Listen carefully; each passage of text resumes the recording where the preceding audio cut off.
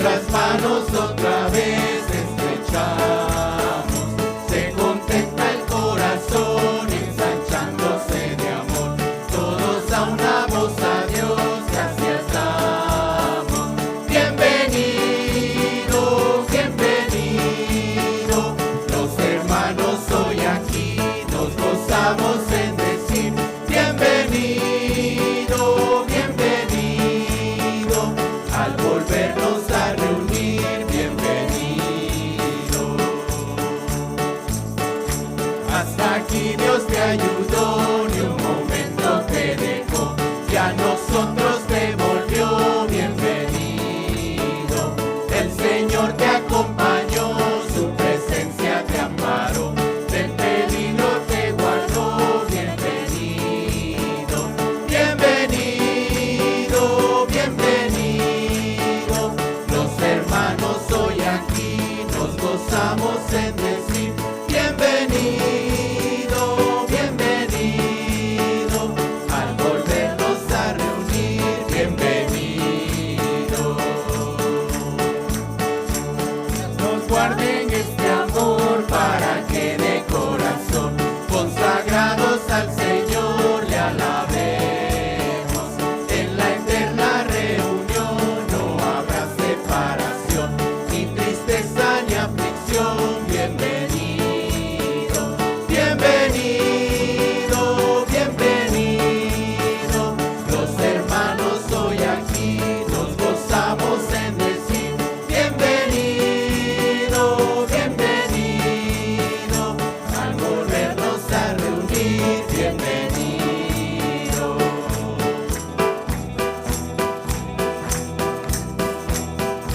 No hay un saludo más lindo que el saludo del cristiano. No hay un saludo más lindo que el saludo del cristiano. Te da la mano y te dice Dios te bendiga, mi hermano. Te da la mano y te dice Dios te bendiga, mi hermano. Dios te bendiga, Dios te bendiga, Dios te bendiga, mi hermano. Dios te bendiga, Dios te bendiga, Dios te bendiga, mi hermano.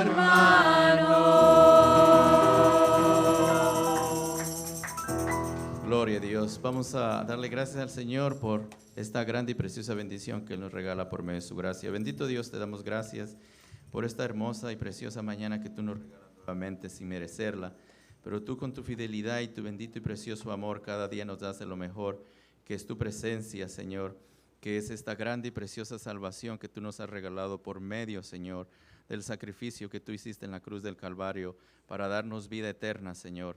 Y tu palabra dice, Señor, que nosotros, Señor, separados de ti, Juan Jesucristo, nada podemos hacer, pero estamos, Señor, seguros de que tú, oh Dios, estás con nosotros porque tú lo has prometido, y así es como tu palabra nos enseña, Señor, que tu palabra es fiel, Señor, porque tú eres un Dios todopoderoso, grande y misericordioso, y que para ti no hay nada imposible. En tu Hijo amado Jesucristo te damos gracias hoy y siempre, y en Él te pedimos, Señor, que nos des, Padre, tu bendición. Amén y amén.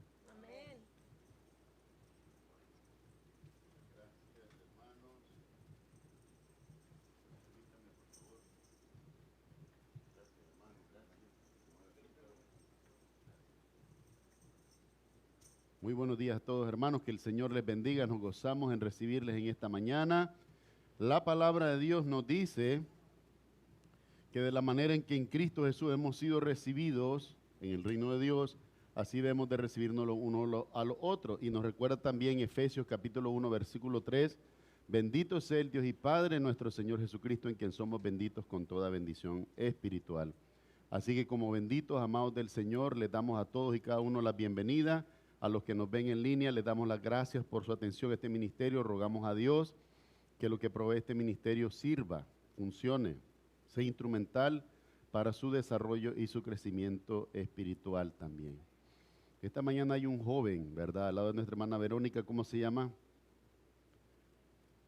José Enrique Castro, le damos la bienvenida, Dios le bendiga, nos gozamos en tenerle esta mañana. ¿Cómo le decimos, iglesia? Bienvenido, que el Señor le bendiga. Rogamos a Dios, ¿verdad?, que le acompañe, que le bendiga y que le guíe siempre con toda sabiduría. Bueno, en esta mañana quisiera tomarme brevemente el tiempo para darles algunos anuncios. En primer lugar, recordarles que este próximo domingo vamos a tener la celebración de nuestro 8º aniversario, ¿verdad? Le vamos a rogar a unas 2 o 3 hermanas que nos organicen y para que podamos decir qué es lo que vamos a traer y tengamos una fiesta de traje después del servicio. No hay nada más hermoso, dice la palabra de Dios, que los hermanos compartan juntos en armonía, ¿verdad? Y eso es lo que queremos hacer como gratitud a Dios por estos 8 años en que nos ha acompañado el Señor. Gracias a todos ustedes que han crecido en este lugar, ¿verdad? Algunos llegaron solteros y ahora son familia. Le damos gracias a Dios por eso, ¿verdad? Eso tiene que pasar. Y todo ese crecimiento también en lo espiritual, también le damos gracias a Dios por ser partícipe de eso y testigo de eso, ¿verdad? Así que por favor, el próximo domingo, después del servicio, nos quedamos aquí y compartimos, ¿verdad?, la celebración de nuestro 8º aniversario. También quería anunciarles acerca de los grupos de oración en casa. A los hermanos han empezado a hacer grupos de oración en casa, ¿verdad? En uno de estos grupos el hermano Froilán estaba enseñando, ¿verdad? ¿No es así? Con el hermano Luis. Del hermano Luis. Entonces, le damos gracias a Dios por eso, ¿verdad? Quiero que sepan que cuentan con todo mi apoyo. Si en algún momento hubiera dificultad doctrinal, no hay ningún problema, ¿verdad? Ustedes pueden hacer esa pregunta si quieren incluso el próximo domingo y eso se atiende. Lo que les animo es que puedan invitarse todos y que puedan reunirse, ya que aquí no hay servicios de oración los viernes, pues algo muy bueno para mantener el crecimiento y sobre todo tener coinonías los unos con los otros, ¿verdad? No, el encuentro entre los hermanos no es solo el domingo aquí en la iglesia, ¿verdad? Es importante que se dé durante la semana. Así que yo les ruego a todos, ¿verdad? Y a los que quieran iniciar un grupo de oración también, con toda libertad, háganlo. Es para glorificar a Dios. Solamente siempre mi recomendación, tengan mucho cuidado con la doctrina. Es lo único que yo les ruego. Porque una enseñanza que se aparta de la Escritura no edifica a nadie. Pero si ustedes se mantienen fieles a la Escritura, donde quiera que ustedes enseñen, van a ser de edificación a los demás. Así que por favor manténganse firmes en la doctrina, es lo que les ruego.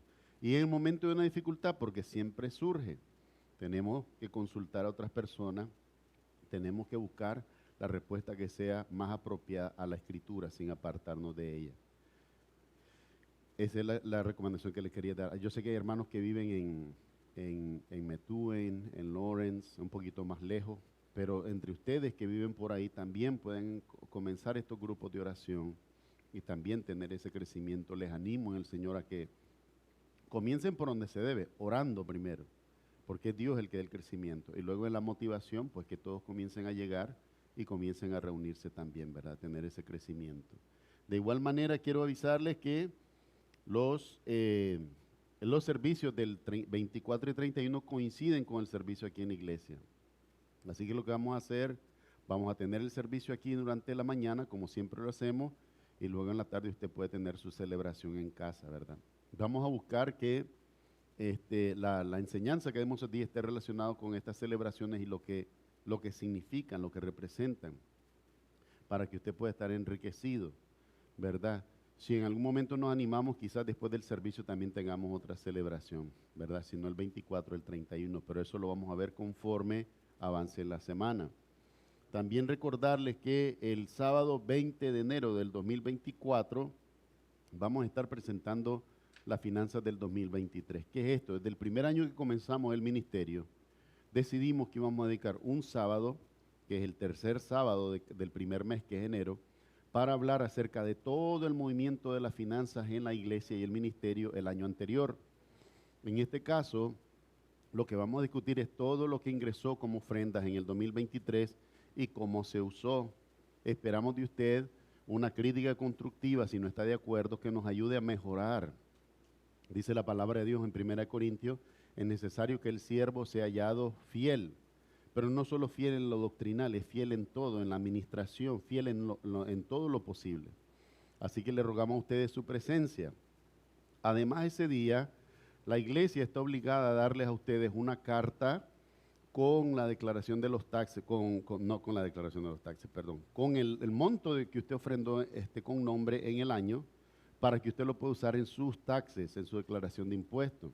Esta iglesia es una organización sin fines de lucro bajo el estatus 501C3, y como organización sin fines de lucro exenta de impuestos, estamos obligados por la ley, por el gobierno, a darle a cada uno de ustedes que ofrendó con nombre una carta que cuantifique la ofrenda y el aporte que usted tuvo para este ministerio durante todo el año. Es obligatorio, ¿verdad? Ya después usted lo que haga con esa carta ya es su libertad, pero yo les ruego que la usen, pues si es para su bienestar, si les sirve de algo, pues úsenla, por supuesto. Nosotros no tenemos más que gratitud de parte del ministerio por el aporte que ustedes hacen, porque eso es lo que sostiene este ministerio en marcha, ¿verdad? Pero por favor, recuerde, vamos a comenzar a las 8 de la mañana. Yo sé que es un poquito temprano, pero hay bastantes cosas que hay que ver. Le vamos a prometer café, y el que quiera traer donas o algo, yo no me enojo con nadie por eso, ¿verdad? Compartimos todos y vemos la finanza. Así que por favor, váyase preparando para ese sábado. La única excepción por la cual moveríamos ese día es que hay una tormenta, porque ya pasó una vez que hubo una tormenta de nieve y lo tuvimos que posponer, una tormenta bien fuerte. Pero si no hay tormenta de nieve, entonces ese día nos reunimos aquí y salimos de todas esas responsabilidades, ¿verdad? A tiempo, como nos manda la ley. Bueno, creo que no me quedan anuncios. En esta mañana vamos a dar la oportunidad a nuestro hermano Luis Gómez, diácono de nuestra congregación, que trae lectura bíblica que se encuentra en Filipenses capítulo 2, versículo 1 hasta el versículo 11. Amén. Hermana, ¿cuál micrófono? Este. Hermano Luis, el tiempo es suyo.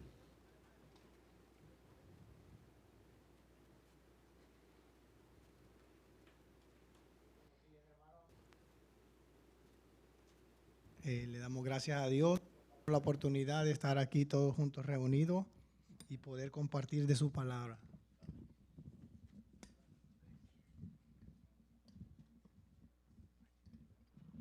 Y vamos a leer la escritura como usualmente lo hacemos antifonalmente.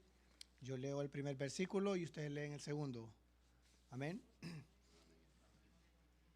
Y va a ser en Filipenses 2, del 1 al 11.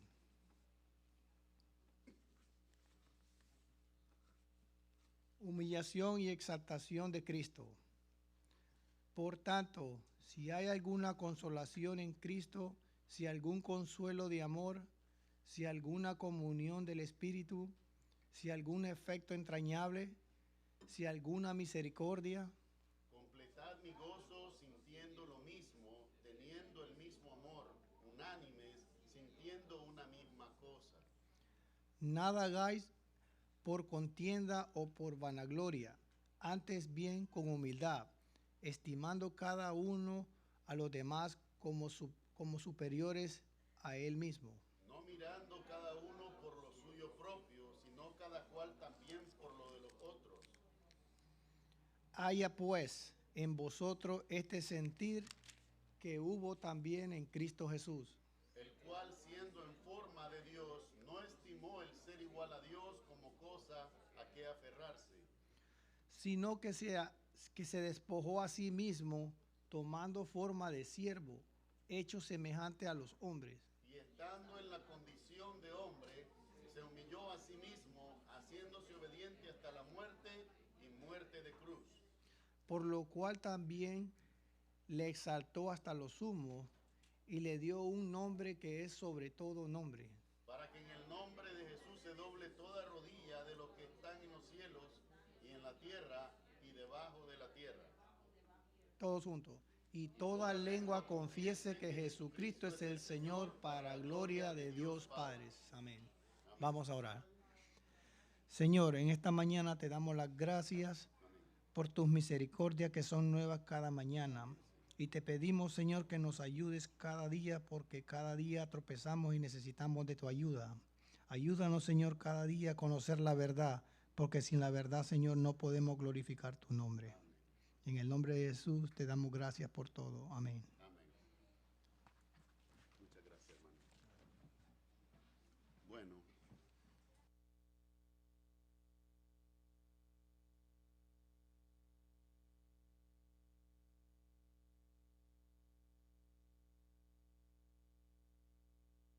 imagínense. Bueno, le damos gracias a Dios por eso. Y a continuación vamos a tener un momento especial que celebramos todos los primeros de cada mes, y es la Cena del Señor. En la celebración de la Cena del Señor, Pablo, dirigiéndose a la iglesia en Corinto, se enfoca en traer de nuevo el orden original de las cosas. ¿Por qué razón? En la cultura griega, en la Cena del Señor, muchas personas comenzaron a interpretar como que era un banquete, ¿verdad? Culturalmente, no sé si usted ha tenido la oportunidad de visitar una familia de origen griego, esos son banquetes. Ahí hay comida hasta para botar. No sé cómo hacen con lo que queda de comida, es muchísima. Siempre es aquello abundante, ¿verdad?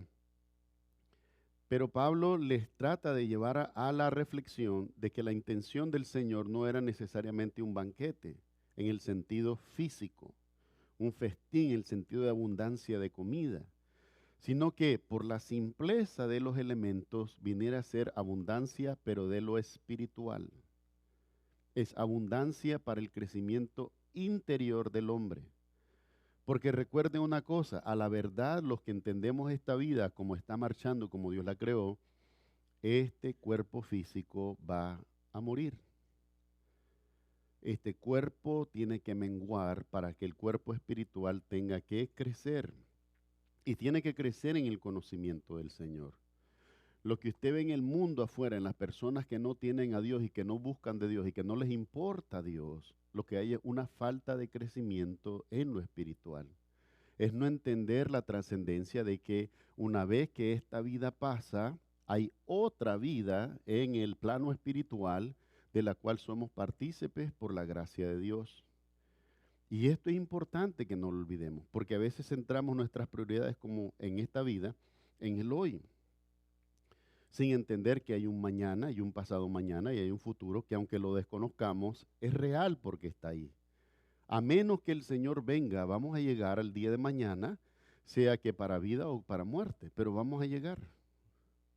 Cuando visitaba el cementerio donde está enterrado mi papá en Managua, siempre me llamó la atención que había un arco enorme. Era bien imponente, ¿verdad? Y en latín tiene la inscripción Letum non omnia finit. Significa la muerte no es el fin. O si lo quiere literalmente, la tumba no es el fin, ¿verdad? Tumba y muerte son sinónimos, porque representan el cesar de esta vida terrenal. Pero la reflexión, cuando entrabas a ese lugar donde estaban descansando los que han muerto, los cuerpos de los que han muerto, era entender que hay un plano al que trascendemos después de esta vida terrenal. Y el Señor, cuando, dice la palabra de Dios, la noche que fue entregado, ¿verdad? La noche que fue entregado, tomó pan, ¿verdad? Y habiendo dado gracias, dice, lo partió. Y dijo, tomad, comed, esto es mi cuerpo que por vosotros es partido. En otras versiones dice quebrantado. ¿Qué significaba eso? ¿Qué reflexión quería traer Cristo a nuestra vida cuando nos invitaba a quebrar el pan, a romper el pan de esa manera? Nos invitaba a dos cosas que son muy trascendentales. Número uno, a comprender que su cuerpo iba a ser quebrado por el castigo. No es que no hubo castigo por el pecado, es que el castigo de nuestros pecados y nuestras faltas fue sobre él, como dice Isaías 53. Y por su llaga fuimos nosotros, ¿qué cosa? Curados, sanados. Y no está hablando necesariamente a la cura de las enfermedades naturales, pero está hablando excepcionalmente a la cura de la enfermedad mayor, que es el pecado, porque es el que produce muerte. Cuando vemos la instrucción de Pablo, dice, porque yo recibí, le dice Pablo a la iglesia en Corinto, porque yo recibí del Señor. Esto no fueron instrucciones de otro hombre. Esto no fue antojadizo. Porque si usted se fija, la mejor muestra de que está obedeciendo instrucciones del Señor Jesús, ¿cuál es? Está haciendo lo mismo que se hizo la última cena del Señor Jesús. Quitó todo lo demás, todo lo demás. Si ustedes quieren comer, coman en sus casas o coman después del culto, coman, compartan. Yo no les digo que no. Pero cuando celebramos la cena del Señor es traer a la memoria su sacrificio por nosotros, lo que Él hizo en la cruz del Calvario. Entonces Pablo dice, porque yo recibí del Señor mismo. Había una comunicación, quieren negarlo muchos o no, entre Pablo y el Señor Jesucristo. Y esta comunicación no era como de amigos, no, era una comunicación de Dios a hombre, de Señor a siervo. Dice, porque yo recibí del Señor lo que también os he enseñado. Quiere decir Pablo, con estas palabras, he sido fiel como siervo de Jesús, que lo que Él me instruyó es lo que yo les estoy dando a ustedes. No estoy cambiando nada. No estoy cambiando nada. Hay días hoy que yo me pregunto, ¿qué debe de haber en el corazón de un hombre para tratar de cambiar lo que Dios estableció? Tratar de cambiar como fue en la primera cena del Señor con sus discípulos. Si yo viniera hoy y les dijera a ustedes que yo pongo el pan sobre el vino y entonces hay una transustanciación y les doy solo el pan, ¿qué estoy haciendo? Mi capricho. Porque no es esa la orden. La orden es darles pan y darles vino. Porque cada elemento simboliza una cosa muy particular. Pablo dice, porque yo recibí del Señor lo que también he enseñado, que el Señor Jesús, la noche que fue entregado, tomó primero el pan, y habiendo dado gracias a Dios, el Padre, lo partió y dijo, tomad, comed, esto es mi cuerpo, que por vosotros es partido. ¿Y cuál es la orden? No es una sugerencia, es una orden, un mandamiento. Haced esto en memoria de mí. O sea, no es solo comerlo, no, es cuando lo ponemos a nuestra boca recordar que Cristo padeció por nuestros pecados. Dice la palabra de Dios, por cuanto todos pecaron, están destituidos de la gloria de Dios. Romanos 3:23 es claro, dice por cuanto todos. Mire, ahí como dicen en Nicaragua popularmente, no dejó títeres con cabeza. Se los llevó a todos y me llevó a mí también por delante, porque soy pecador. Dios no está buscando agradarme. Este es el error que hoy está cometiendo este evangelio moderno, ¿verdad? Muy sutil de tratar de pensar que es que Dios quiere agradarnos. No, la idea es que vivamos para agradarlo a Él. Es a la inversa. Es no entender que Dios quiere formar, como le dicen, afirmar algo en mí. Es que quiere confirmarse Él en mí. Para que yo pueda vivir una vida que lo glorifique, que testifique de Él. Dice aquí, dijo, y habiendo dado gracias, lo partió el pan y dijo, tomad, comed, esto es mi cuerpo que por vosotros es partido. Haced esto en memoria de mí. Les decía que hay dos cosas que nos enseña el partir el pan. Número uno, dice, el castigo de nuestras faltas fue sobre Él. Es el castigo del cuerpo. El cuerpo es quebrantado. Pero ¿qué permite también quebrar el pan? Compartirlo. Si tú no quiebras el pan, no lo puedes compartir con otro. Y estamos llamados a partir el pan, que simbólicamente es el cuerpo de Cristo, para compartirlos con los que no lo conocen, con los que no lo entienden. Y como no lo entienden, no lo tienen tampoco. Es testificarles que el cuerpo de Cristo fue quebrantado para el perdón de nuestros pecados, que no hay otra sustitución. Cristo fue llevado a la cruz, castigado por nuestros pecados, de manera que nosotros podemos hoy estar como exentos de esa falta, perdonados como hijos de Dios, aceptos de Dios.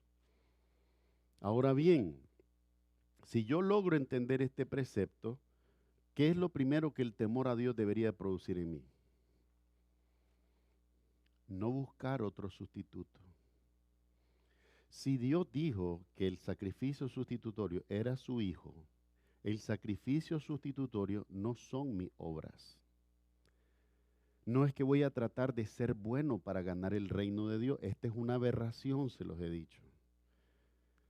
Y no digo que usted no trate de hacer el bien, pero que entienda, como lo dice la Escritura, el bien ¿qué le daremos a Dios? Nada. El bien que tú hagas, ¿a quién beneficia? A otro como tú. Y el mal que tú hagas, ¿a quién afecta? a nosotros mismos. A Dios no le damos nada. Entendámoslo, por favor, de una vez por todas. ¿Qué necesita? Dice, ¿con qué me presentaré delante de Dios? ¿Con carnero? ¿Y quién los crió? Él. ¿Quién les dio el pasto? ¿Quién les dio el agua? Él. Pero los hombres se engañaban creyendo que ese es mi sacrificio que yo le traigo a Dios. No, no es tuyo. ¿Quién hizo vivir esa criatura hasta el día de hoy? Dios. Mi amados hermanos, es necesario que podamos vivir ciertamente el Evangelio cuando vivamos en los términos de Dios. Y los términos de Dios es esto. Jesucristo es la verdad, el camino, la verdad y la vida. Nadie viene al Padre sino por Él. Tus obras y mis obras aquí se quedan. Aquí se quedan. No me las llevo.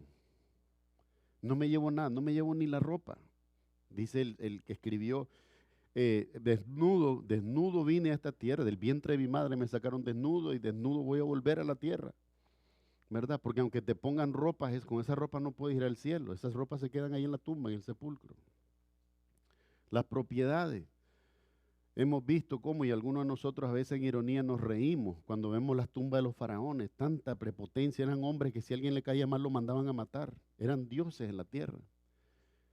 Y ahí hasta el esqueleto horrible, todo seco, con un montón de joyas alrededor que no le sirven para nada, porque no le devolvieron la vida.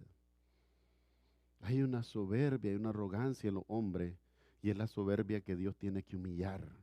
Porque dice la Escritura, al final de todo, dice, el hombre será humillado y Dios, solo Dios será exaltado. Y esto debe ser gozo para nosotros. Porque a pesar de que Dios humilla nuestra soberbia, nos llama a ser hijos en comunión. Entonces, partir el pan permite traer a la memoria a Jesucristo y entender el castigo de nuestra falta fue sobre Él. Pero por otro lado nos permite compartirlo. Y en este caso, hoy, el privilegio de compartirlo con los hermanos. Dice aquí, asimismo, tomó también la copa, ¿cuándo? Después de haber cenado. No fue al mismo tiempo que les dio el pan y el vino. Primero les dio el pan y después de haber cenado, les dio el vino separado. Dice así, asimismo tomó también la copa después de haber cenado, diciendo, esta copa es el nuevo pacto en mi sangre. Se lo he dicho con amor a muchos, no se equivoquen. Muchos dicen, no, es que la gracia de Jesucristo es continuación de la ley. No es ninguna continuación, no es el capítulo 2. No. Ese es el capítulo 1, ese es el principal, la gracia. De que los hombres pudieron alcanzar el reino de Dios solamente, ¿por qué? Porque Dios tuvo misericordia y nos perdonó. Dice aquí, esta copa es el nuevo pacto, no el viejo pacto de la ley en Moisés, es el nuevo pacto en la sangre de Jesús. Dice, haced esto todas las veces que la bebiereis en memoria de mí. Cada vez que bebemos el vino no es solo, no, es agarrarlo, tomar, beber, reflexionando, pensando, Señor, por tus llagas fuimos nosotros sanados, curados. Es en tu sangre que tenemos perdón por nuestros pecados.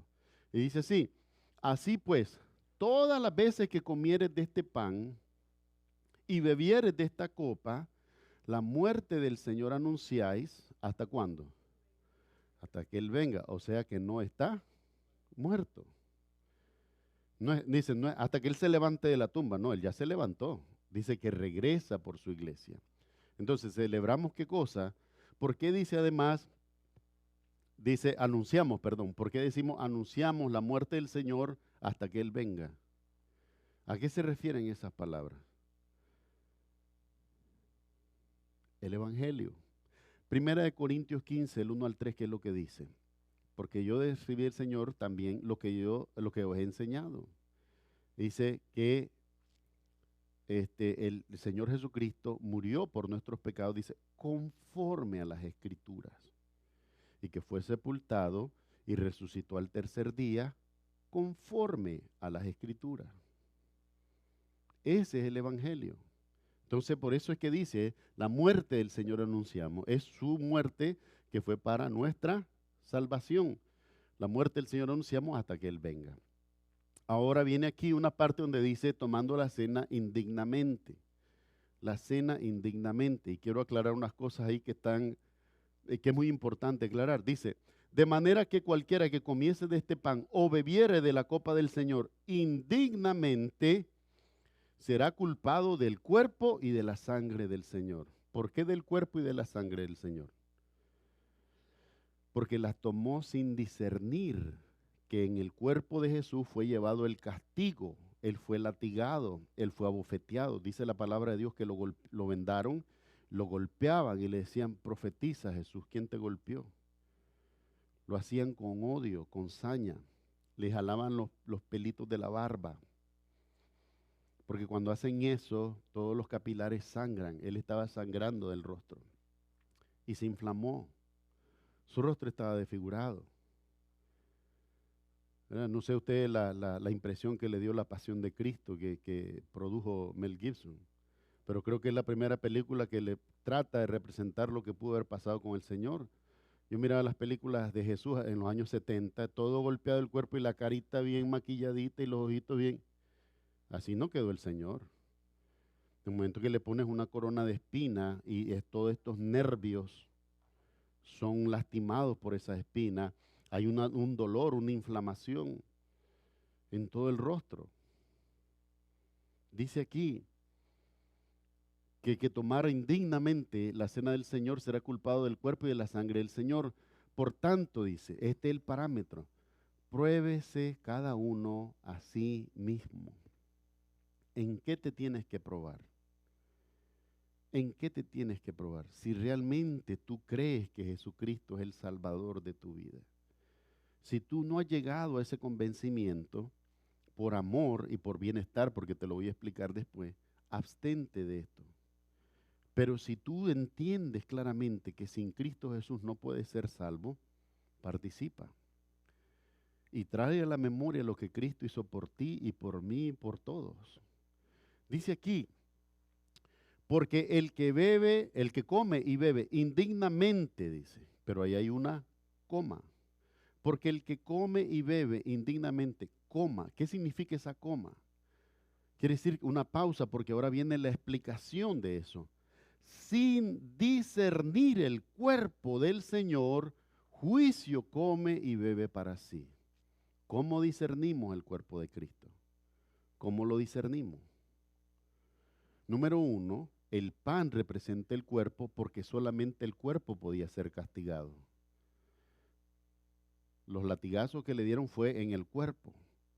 La sangre, tú no la puedes latigar. Nadie toma la sangre como una persona. ¿Verdad? Entonces, el castigo fue sobre el cuerpo. Pero la sangre que él derramó como resultado de ese castigo, al ser el inocente, esa sangre trae la justificación. ¿Usted se acuerda lo que pasaba en el templo cuando traían el carnero, el ciervo al sacerdote? El animalito no había cometido el pecado que yo cometí. Yo lo cometí, pero yo traía un sustitutorio. Fíjese que todo esto es sombra de lo que iba a hacer Jesucristo. Entonces, al ser degollado el animalito, se tomaba la sangre de él. ¿Y qué se hacía? Se rociaba sobre el altar, sobre el propiciatorio, para el perdón de todos los pecados. Esto pasaba una vez al año. Porque esos animalitos no podían sustituir completamente al pecador. Pero ¿cuál es la imagen de esto? Que era la sangre, no el animalito, pero era la sangre la que era llevada como sustitutorio, para ser derramada para el perdón de los pecados. Entonces, no es el cuerpo de Cristo el que es traído para la salvación, es la sangre que él derramó. Pero fue su cuerpo, siendo inocente, el que recibió todo el castigo que merecían nuestros pecados. Pasado, presente y futuro. ¿Verdad? Y ya conversaremos con el que diga que no va a cometer pecado de aquí en adelante. Hermano, mi amado hermano, hay que ser sabio. Mejor decirle a Dios que te guarde. En vez de decir que tú no lo vas a hacer, dile a Dios que te guarde.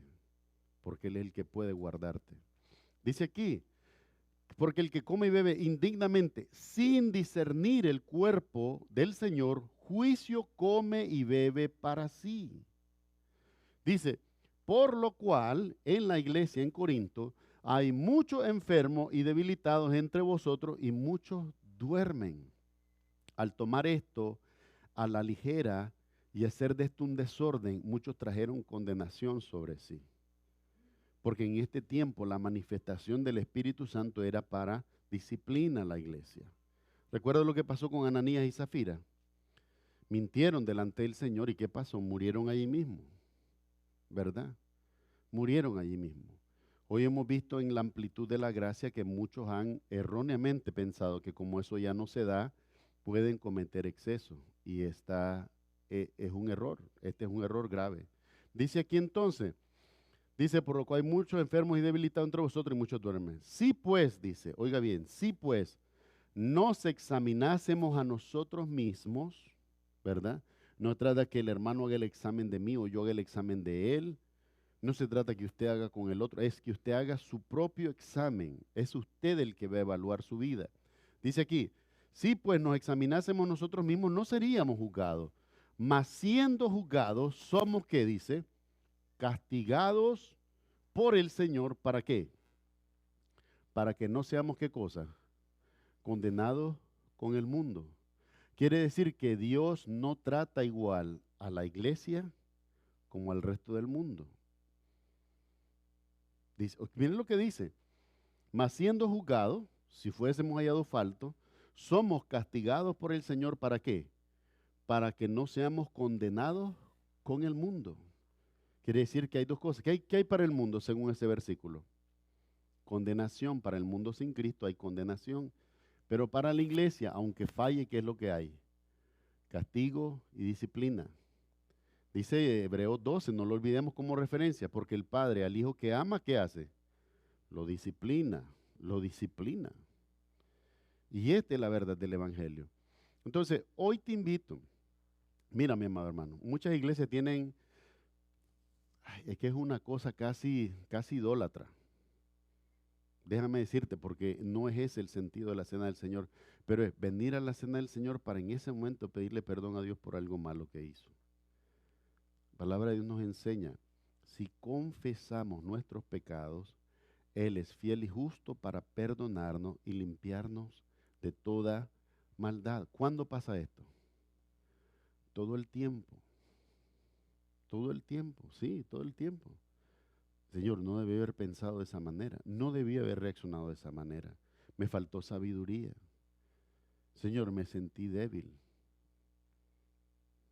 Mira, la diferencia que trajo Cristo en nuestra vida es que nos enseñó que Dios es el Padre. No es un tirano, es el Padre. Y con el Padre podemos decir, cuando mis hijos me dicen que están cansados, yo no los reprendo. Están cansados. No son mis esclavos. Si están cansados, ¿qué es lo que tienen que hacer? Descansar. Y eso pasa con nuestra vida de fe también. Estás desanimado, cobra aliento. Cobra aliento.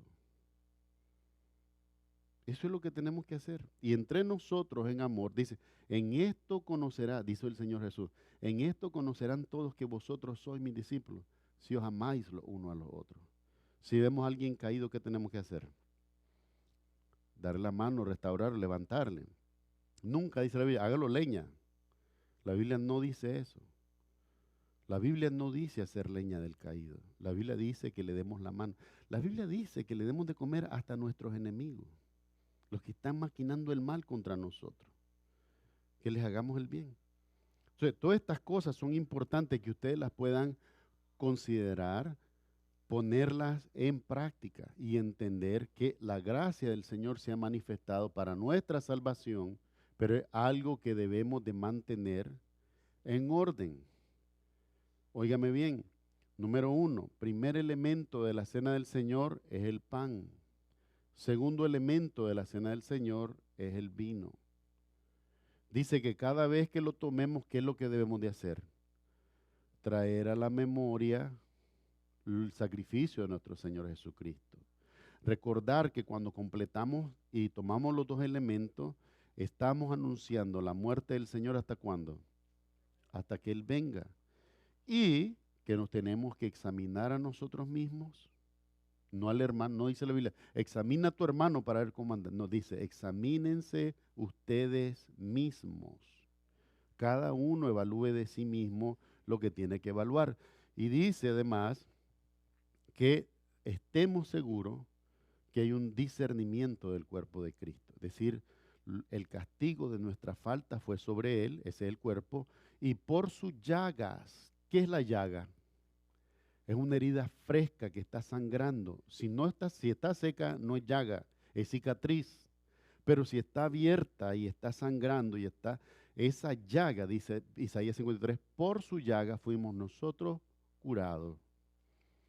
Así que estos son los dos elementos de la cena del Señor y este es el propósito, traer a la memoria lo que Él hizo por nosotros. Mi amado hermano, sin Cristo, el pan es pan y el jugo es jugo.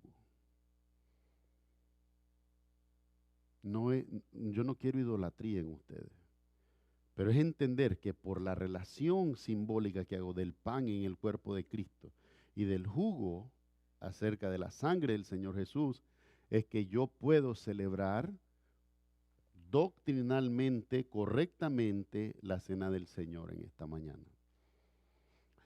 Así que yo le voy a pedir a mis hermanos diáconos, ¿verdad? Al hermano Sterwin y al hermano Froilán, que nos ministren el pan, y a nuestro hermano Jorge Mero y nuestro hermano Rafael, que nos ministren el vino. Les voy a invitar que pasen al frente, por favor. Nosotros podemos tomar esta oportunidad, si así lo deseamos, para orar a Dios y pedirle perdón por alguna cosa que no esté resuelta. Pero entiéndalo que usted no tiene que esperar el primer domingo del mes para hacer eso. Su Padre está con los brazos abiertos y le espera y le recibe. Así que por favor, tome cada oportunidad que tenga para hacer esto, porque esto es la comunión con el Señor. Amén. El pan y el vino, por favor.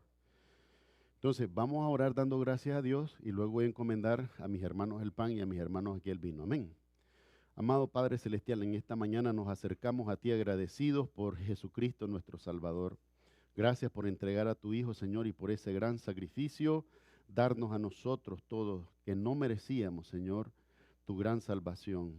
Señor Jesucristo, gracias por, Señor, no tomar en ligero, Señor, esta gran misión, sino que hacerla con entereza, Señor, con valentía y con amor sobre todas las cosas, Señor, permitiéndonos así la vida en ti. Gracias por este privilegio. Amado Señor, si en esta mañana hay alguno que considere que alguna falta le es tropiezo, le es obstáculo para esto, Señor, sé tú trayendo la paz a su corazón, a su mente y permitiéndole participar, Señor, porque eres tú el que da el privilegio. Trae el convencimiento a los corazones y las mentes, Señor, que el perdón y la gracia que tenemos en ti es constante, es permanente y es eterno. También, Señor, si hay alguno en esta mañana que todavía no ha recibido a Jesucristo como su Salvador, en este mismo momento lo puede hacer. La palabra de Dios nos dice en Romanos 9:19 que si confesamos el Señor Jesucristo, Él es fiel y justo para perdonarnos y limpiarnos de todo mal. Que si confesamos con nuestra boca que Jesucristo es el Señor, creemos en nuestro corazón que Dios le resucitó de entre los muertos, seremos salvos. Porque con el corazón se cree para justicia, pero con la boca se confiesa para salvación. Pedimos, Señor, que el convencimiento que tú traigas en el Espíritu sea completo, sea perfecto en la vida de cada uno, Señor. Y cada uno pueda acercarse al trono de tu gracia y celebrar este momento, Señor, agradecidos, llenos de esperanza de que un día, Señor, lo celebraremos contigo en el reino de los cielos. Gracias por este privilegio y por permitirnos acercarnos a ti, Señor. Honramos al Padre, al Hijo y al Espíritu Santo, pidiéndolo todo en el nombre de Jesús. Amén y amén. Ore por el pan, hermano. Sí. Gracias, hermano Rafael.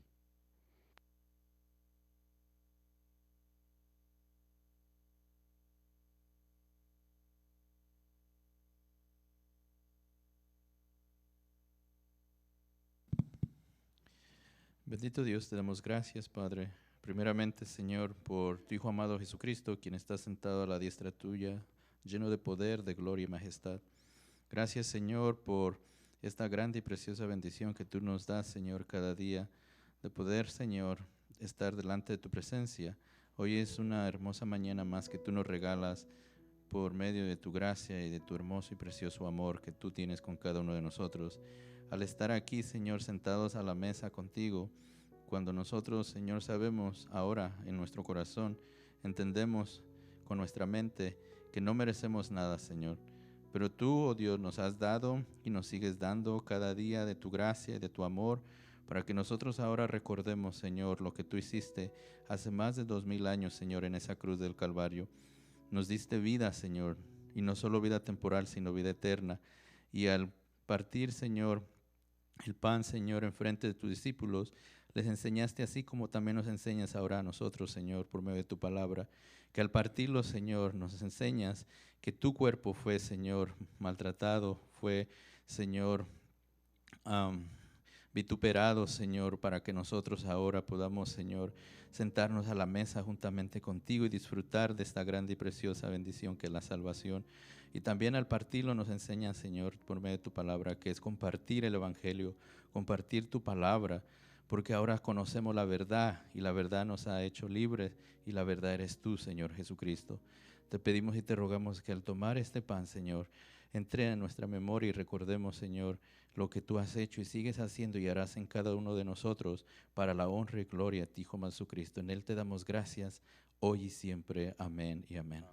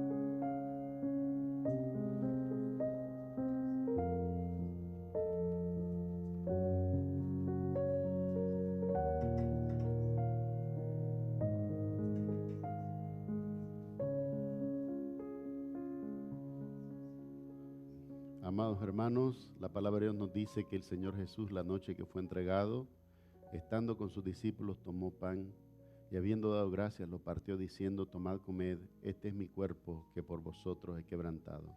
Comamos.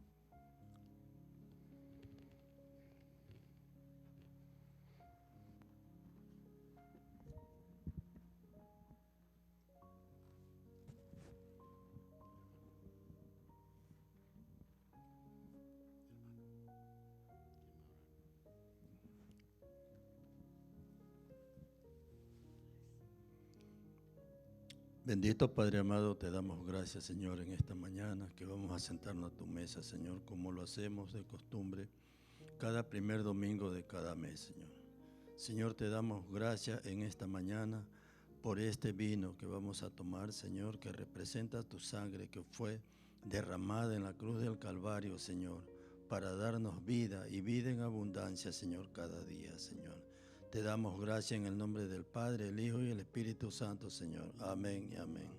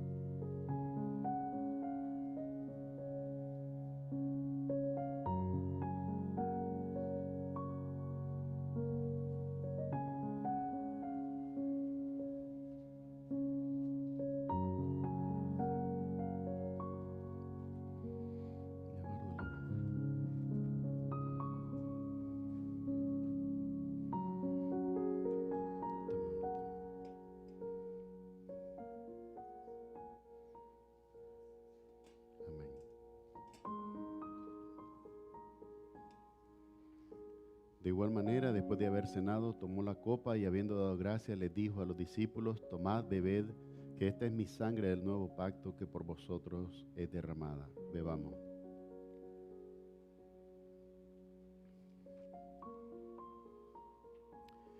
Oremos.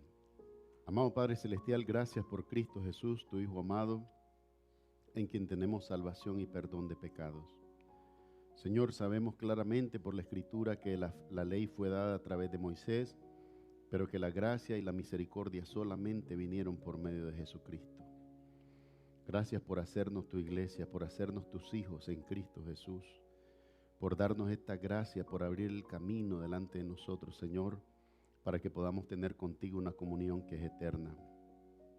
Te pido por la vida de cada uno de mis hermanos aquí presentes.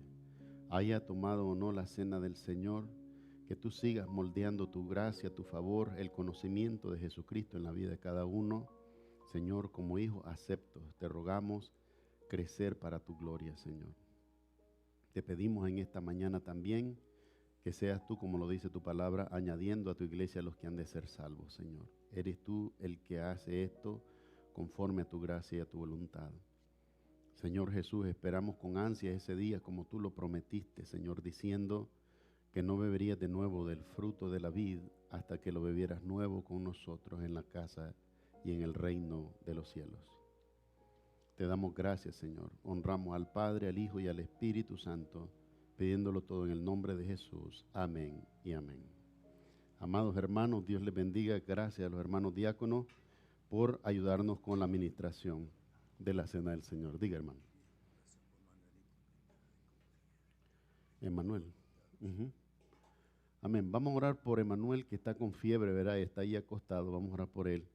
Amado Padre Celestial, en el nombre de Jesús, oramos esta mañana por Emanuel, pidiéndote por su salud. Rogamos, Señor, que tu mano de sanidad y misericordia esté sobre él, Señor. Que tú le restaures, Señor, en este momento para tranquilidad de sus abuelos. Y te pedimos por este jovencito, Señor, para que llegue a crecer como un hombre lleno de tu Espíritu Santo, un hombre que te hace conocido, Señor, un hombre que testifica de ti y que glorifica tu nombre. Úsalo grandemente para tu gloria, Señor, y bendice todos los días de su vida. En el nombre de Jesús oramos. Amén y amén. Bendiciones, hermano. Amén. En esta mañana vamos a pedirle entonces a los jovencitos que puedan pasar a su clase de escuela dominical, ¿verdad? Que Dios los bendiga y haga de ustedes una generación que resplandezca para la gloria de Dios. Y nosotros que nos quedamos aquí nos vamos a ir directamente al pasaje que se encuentra en Romanos capítulo 9. Mis amados hermanos, vamos a ver en Romanos capítulo 9 cómo Pablo hace la transición. Recuerda todo esto que hemos estado hablando. Si vemos el desarrollo del estudio en Romanos donde nos hemos quedado, vimos que en el capítulo 3 nos hablaba acerca de la realidad del pecado en el hombre. Vimos en el capítulo 5 y el capítulo 6 cómo la gracia del Señor se había extendido, de manera que dice: bienaventurado el hombre a quien Dios no inculpa de pecado. No dice que no cometió pecado, dice que Dios no lo inculpa. ¿Por qué? Porque al ministrar la gracia ya no hay razón para la culpa. Ha sido saciada dentro de la justicia la demanda, de manera que ahora podemos presentarnos delante de Dios perdonados, ¿verdad? Ahora bien, cuando llegamos al capítulo 8 comenzamos a ver que se habla acerca de la gracia y cómo funciona. Miramos el domingo pasado cómo se hablaba y se decía que los creyentes verdaderos en Cristo somos más que vencedores por medio de aquel que nos amó. No dice que no van a pasar malas cosas. Dice que aunque vengan esas malas cosas, nada podrá separarnos del amor de Dios si somos verdaderos creyentes, ¿verdad? O sea que la angustia, la tribulación, el hambre, la espada, la persecución, todo lo que puso de ejemplo Pablo, debería producir una cercanía entre nosotros y Dios como creyentes. Los problemas no deberían de alejarnos de Dios, deberían acercarnos a Él, que es la fuente de la solución. Pero en el capítulo 9, Pablo va a transicionar magistralmente Y ahora nos va a hablar del pueblo de Israel, la elección de Israel. Pero es interesante que en medio de la descripción de Israel, Pablo hace esta afirmación, que entre los israelitas nos fue dado Jesucristo, quien es Dios sobre todas las cosas. Si no me cree, prepare su resaltador, como le dicen, su highlighter en inglés, y vaya a resaltar este versículo porque es de mucha riqueza en lo espiritual, porque en medio de la descripción de todas las promesas y las virtudes que Dios puso en Israel, ahí también manifestó a su Hijo en la carne. Y por lo tanto su Hijo Jesucristo, como lo dice Pablo, el fiel apóstol y testigo de Cristo, Cristo es Dios sobre todas las cosas.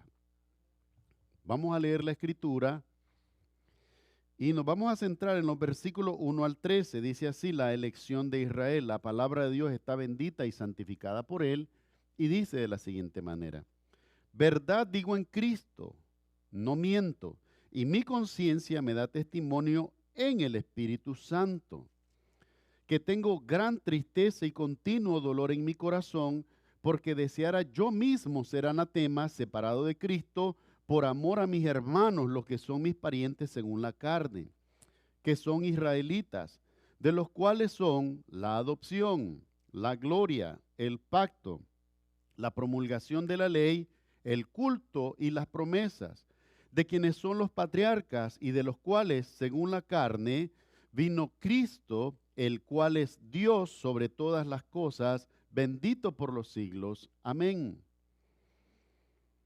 No que la palabra de Dios haya fallado, porque no todos los que descienden de Israel son israelitas.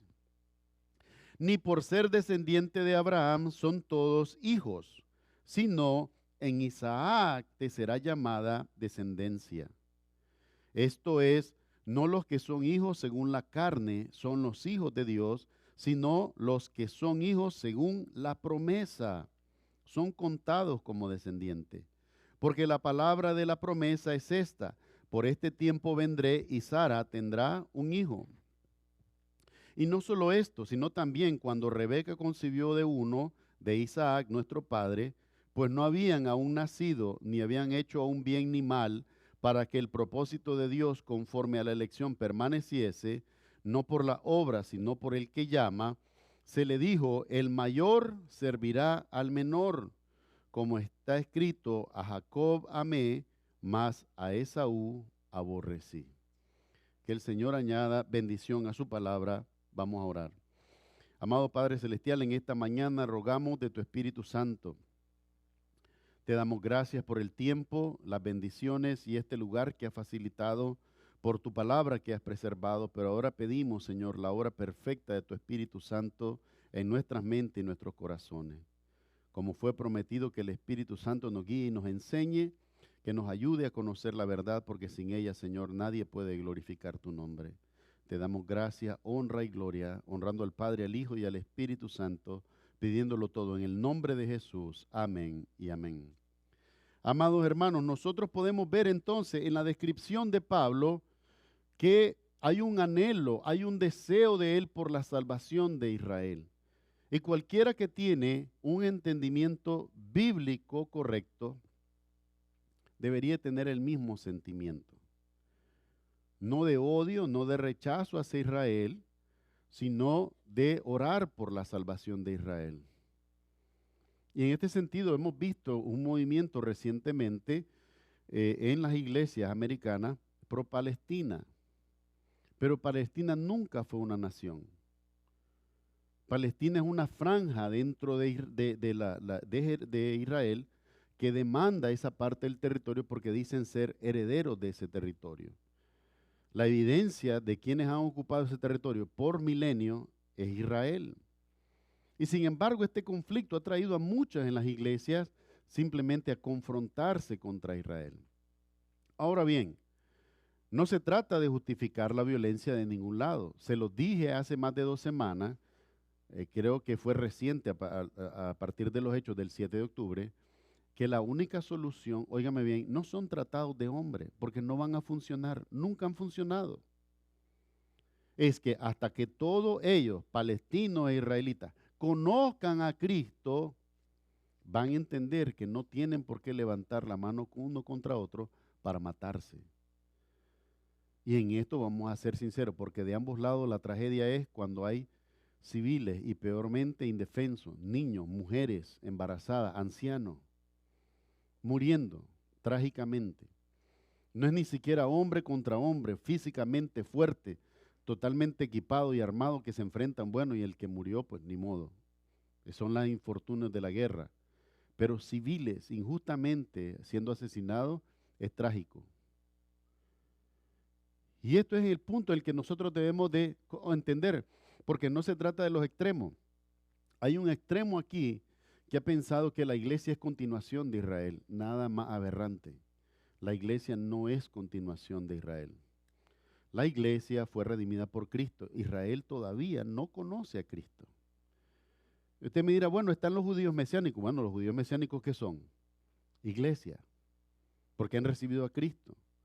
Es decir, los que exactamente son israelitas y siguen el judaísmo, no son la iglesia, no son la iglesia de Cristo, no lo son. No digo que no lo van a hacer porque estaría negando la providencia de Dios. Yo no sé cómo Dios va a obrar en la vida de estos hombres. Pero hay muchos que por muchos años siguen fielmente el judaísmo y un día de repente, como dicen, les cae el 20, despiertan y se dan cuenta que Jesucristo es Dios y se convierten en judíos mesiánicos. Es decir, quieren mantener con un pie en el judaísmo pero otro pie en el cristianismo. Y Pablo le dijo a Pedro que esa no era la manera. Pablo se lo dijo. O sigues a Cristo o desdóblate, porque eso es hipocresía, pues. No puedes ser judío en la mañana y cristiano en la noche, o viceversa, no se puede. Tienes que tomar una decisión respecto de Cristo, y esta es la importancia.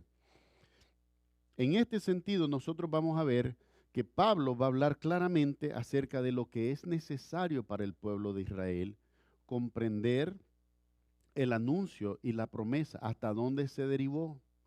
Hasta dónde se derivó. Vamos a dividir este pasaje en 4 partes. Y para comenzar, vamos a ver en primer lugar de que hay una salvación para Israel, pero no es de la manera que Israel quiere. Es como hoy los hombres dicen, bueno, yo tengo la salvación en Cristo. No, pero yo voy a ir por mi obra. Porque cuando yo hago el bien, Dios tiene que estar satisfecho por lo que yo hice. Dios dice, no, esa no es mi manera. Si tú fueres salvo por la obra, yo no necesitaba enviar a mi hijo a la cruz. Nunca dije que fe más obras. Nunca, la palabra de Dios no dice eso. La palabra de Dios dice que eres salvo solamente por Cristo. Si en primer lugar yo podría obrar mi salvación, que ya es contradictorio, porque yo fui el que pecó en primer lugar, de manera que no soy apto para volver a obrar la santidad una vez que ya pequé. Es contradictorio. De la misma manera, Pablo les dice aquí que hay una salvación para Israel y dice así, verdad digo, ¿en quién? En Cristo. Yo quiero que entiendan que esta verdad la estoy diciendo en el Señor Jesús. Es decir, voy a hablar con toda la transparencia que me es permitida, como les decía. Voy a hablar algo delante de ustedes y delante de Dios que me angustia. Dice, en Cristo, verdad digo, no miento. Y mi conciencia me da testimonio en el Espíritu Santo. Dice Pablo, que tengo gran tristeza y continuo dolor en mi corazón, porque deseara, ¿qué significa deseara? Un anhelo, pero no funciona así. No funciona así. Yo desearía, si yo deseo, pero no es así que funciona. No es el deseo de Pablo. Dice la palabra de Dios, cada uno dará cuenta a Dios por sí mismo. Yo no puedo dar cuenta por mis hijos, yo no puedo dar cuenta por mi esposa. Puedo interceder por ellos. Y ese es mi trabajo, interceder por mi esposa, interceder por mis hijos. Pedir a Dios por su crecimiento espiritual, porque Cristo vaya siendo revelado en ellos. Pero yo no voy a poder estar el día del juicio, Señor, aquí estoy yo, voy a hablar por mi esposa. Yo no puedo hacer eso. Nadie puede hacer eso. Cada uno dará cuentas a Dios por sí mismo. De manera que dice aquí, yo tengo continuo dolor y gran tristeza porque deseara yo ser anatema. Dice Pablo, yo quisiera que lo que yo les he predicado a ustedes no fuera la salvación, para que lo que están haciendo los judíos, eso sí fuera la salvación. Pero no funciona así. Es un solo camino. Ahora, con esto, entiéndalo bien, que aunque es un anhelo que Pablo está hablando humanamente, está hablando con una regla de exclusión. Pablo está hablando con una regla de exclusión. Pablo está diciendo, en otras palabras, yo sé que soy salvo. Yo sé que soy salvo. Pero yo no quisiera ser salvo si eso produjera que ellos, todos los judíos, pudieran ser salvos. ¿Por qué razón? Porque no creen lo mismo. Los judíos no creen en Cristo. Hay judíos que dicen que Cristo es maldito. Y en sus libros sagrados está escrito así, que murió como un blasfemo y que por lo tanto no tiene acceso al cielo. Imagínate, el único que descendió del cielo para ellos dice que no fue. Los judíos enseñan que Cristo no puede ser el Mesías porque dicen ellos, es que el Mesías no puede morir. ¿Y dónde aprendiste eso? No, la tradición verbal que viene de hace miles de años dice, el Mesías no puede morir. ¿Ya leíste Daniel? Daniel 9:25 dice así, y después de muchos días se le dará, de no muchos días se le dará muerte al Mesías, mas no por sí. Entonces, ¿cómo es que ellos dicen el Mesías no muere? Y la Torá para ellos y los libros sagrados son lo máximo. Pero la opinión del rabino, que dice que el Mesías no puede morir, adquiere tanto valor que se olvidan de la Escritura. Y ojo, iglesia, porque eso es lo mismo que te estoy diciendo a ti hoy. Somos tan vulnerables como ellos a cometer el mismo error. De repente aparece un pastor diciendo 4 barbaridades y porque tienen lógica, aunque no estén en la Escritura, yo las creo. ¿A quién estoy defraudando yo? A Dios. Porque si esto dice que el Mesías muere, el Mesías murió. Por lo tanto, Cristo cumple ese requisito. Y todos los demás. Mi amado hermano, se lo he dicho, sí, es que Dios fue tan misericordioso que nos dejó la clave. Cuando el ángel anuncia a los pastores, ¿qué les dicen? Porque ha nacido hoy en la ciudad de... Hoy, ¿hace cuánto fue? Hace 2000 años, no es hoy. Fue hoy hace 2000 años, dice el ángel. Porque ha nacido hoy en la ciudad de Belén un Salvador, el cual es el Cristo. Y si nació el Salvador hace 2000 años, ¿por qué habría uno que creía que el Salvador van a ser, el Salvador del mundo van a ser en otro lado? Ahí anda gente pensando que su Salvador nació en Jalisco, México, y no nació en Jalisco, México. No nació, no fue en Latinoamérica, ni en Nicaragua, ni en México, ni en Estados Unidos. Dice el ángel anunciando que su Salvador nacería en Belén de Judea hace 2000 años.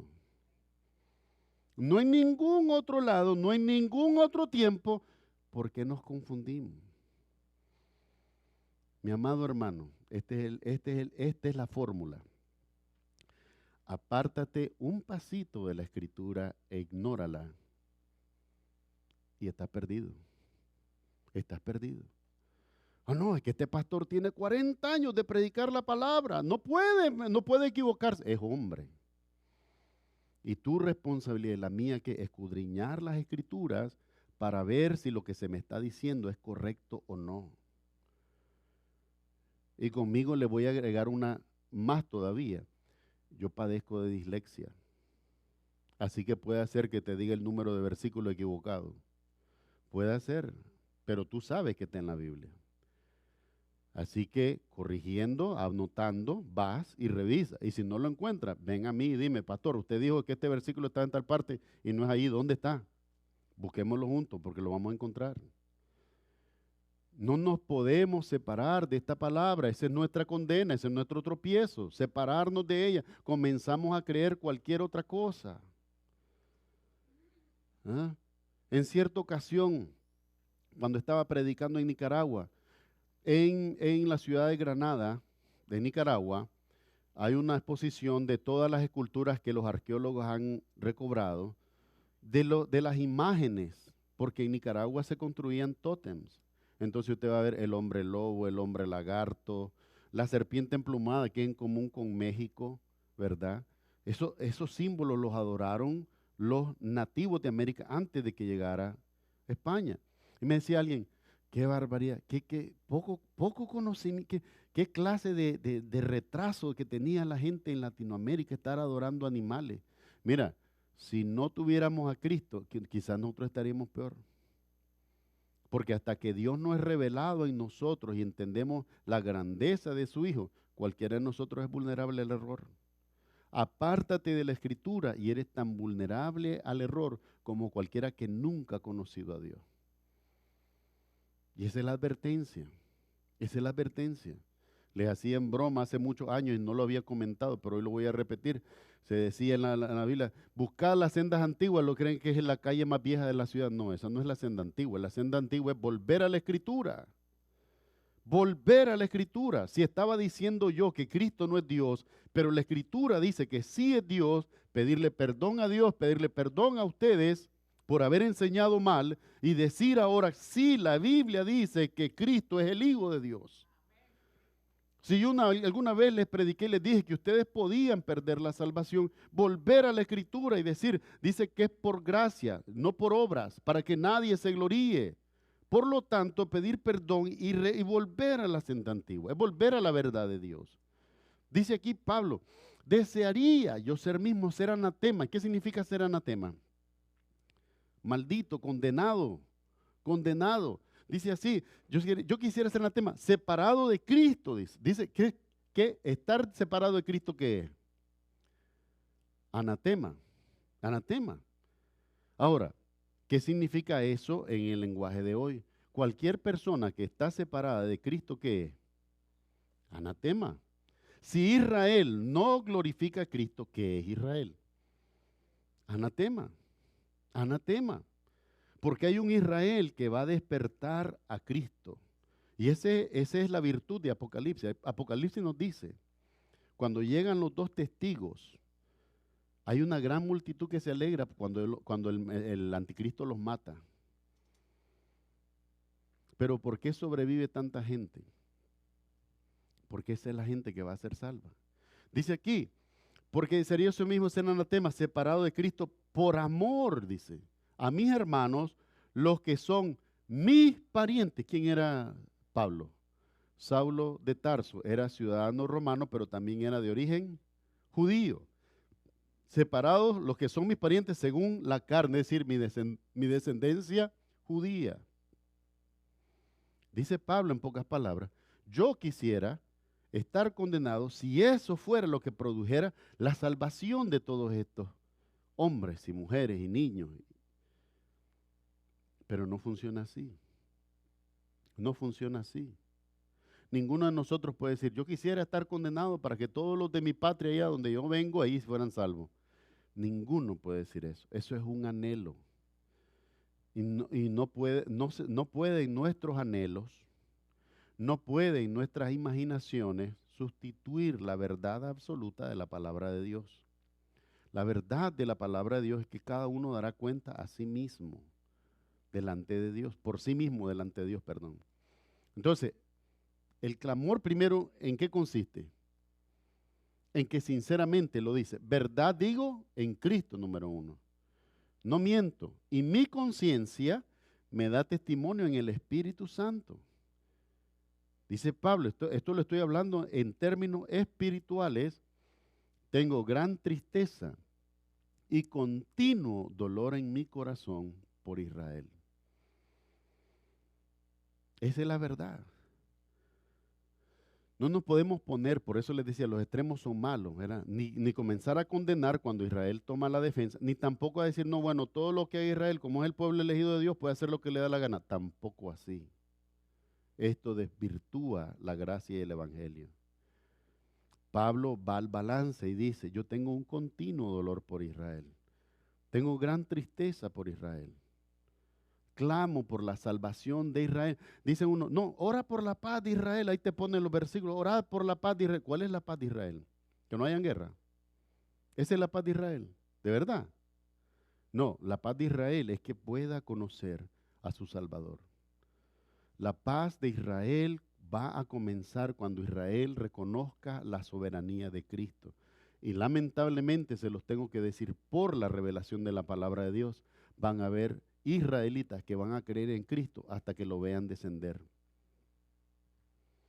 Y cuando lo vean descender en Monte Sión, ponga el pie ahí y vean sus manos laceradas, van a entender. Dice Zacarías, capítulo 12, 1 y 2, dice así. Dice, y me verán y llorarán, como se llora por hijo unigénito. Me verán a mí, dice, al que traspasaron, y llorarán como se llora a hijo unigénito.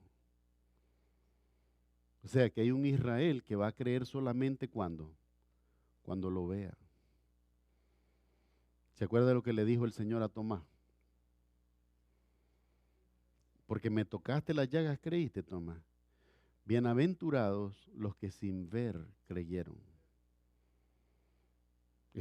La angustia de Pablo es real, es una angustia de alguien que sinceramente desea la salvación del pueblo de Israel. Y yo no tengo ninguna duda que todos aquí nosotros quisiéramos la salvación de Israel. Pero esa salvación no es negociable. A veces los cristianos hablamos erróneamente como, bueno, con tal de que hagan sus cositas, pues ahí, pues ese es de ellos, esa es su cultura, entonces, pero no es así que son salvos. Yo no le puedo decir a un budista que siga siendo budista y practicando como budista sin entender a Cristo y que va a ser salvo. Un montón de falsos maestros dicen, no, ¿cómo un solo camino va a ser el cielo? ¿Cómo es eso? No, hay varios caminos. Si hay varios caminos, no había necesidad de mandar a Cristo a la cruz. ¿No cree usted? No había necesidad. O vamos a comenzar ahora también como iglesia a decir que Dios comete errores. Dios no comete errores. Dios envió a su Hijo porque solamente mediante su Hijo Jesucristo podíamos ser salvos. Dice aquí, porque desearía yo mismo ser anatema separado de Cristo por amor a mis hermanos, los que son mis parientes según la carne. El clamor de Pablo es para la salvación de Israel. Pero vamos a ver ahora cómo elabora, porque no solamente se trata del anhelo. El anhelo, el sentimiento en nosotros, seres humanos, ¿qué tiene que hacer? Aterrizar en la palabra de Dios. Porque mi voluntad no puede ir contraria a la voluntad de Dios. Y yo no puedo enseñar lo que la palabra de Dios no dice. Si yo enseño lo que la palabra de Dios no dice, me vuelvo un falso testigo de Dios. Entonces vamos a ver que en segundo lugar, además de la salvación de Israel, tenemos que Pablo ahora les comienza a decir todas las virtudes a Israel, menos la que ellos desean. Dice Pablo, todos los de mi descendencia, con amor, yo quisiera todos los que son de mi descendencia, los cuales son, dice, israelitas. Si tuviéramos al pueblo de Israel delante de nosotros y le decimos, los que son israelitas, contento.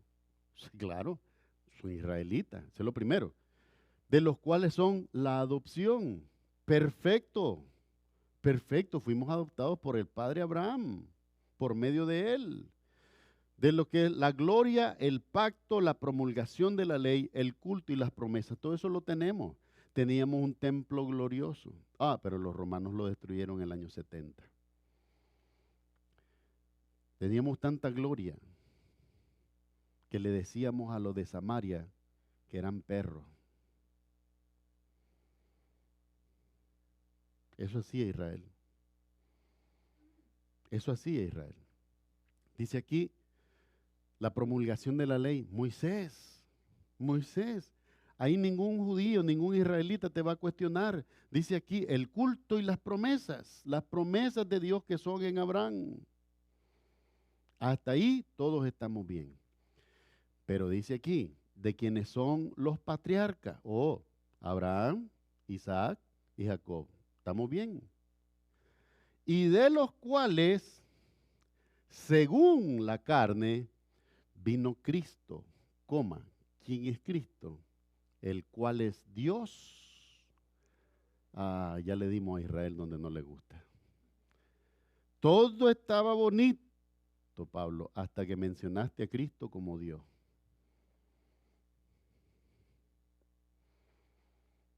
Mire, Pablo es un hombre, como tú y como yo, y tenía anhelo.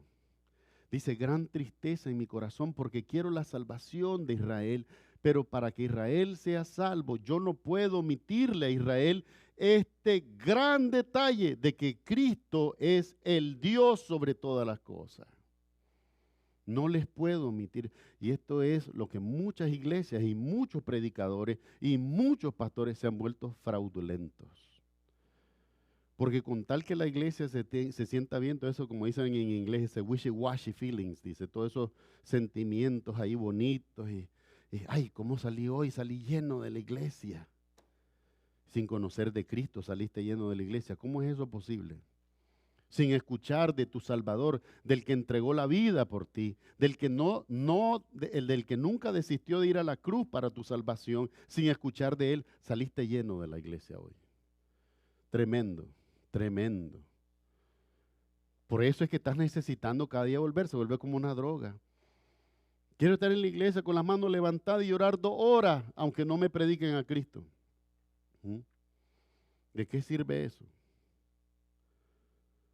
Uno ve los conciertos y están cantando, ahí está la gente llorando, pero no se menciona a Cristo en la canción siquiera. No se dice su nombre, porque si ahora dices que Jesucristo, ofendes a la gente. ¿De qué sirve todo eso? Pablo les dice, los judíos, a ellos es la gloria, la promulgación de la ley, es las promesas, la gloria. Todo eso es de ellos, pero también de ellos es Cristo, el cual es Dios sobre todas las cosas. Israel no lo quiere. Israel no lo quiere. Israel dice, yo en Abraham tengo todo lo que necesito. Falso. Falso. Israel, tú necesitas a Cristo tu Salvador.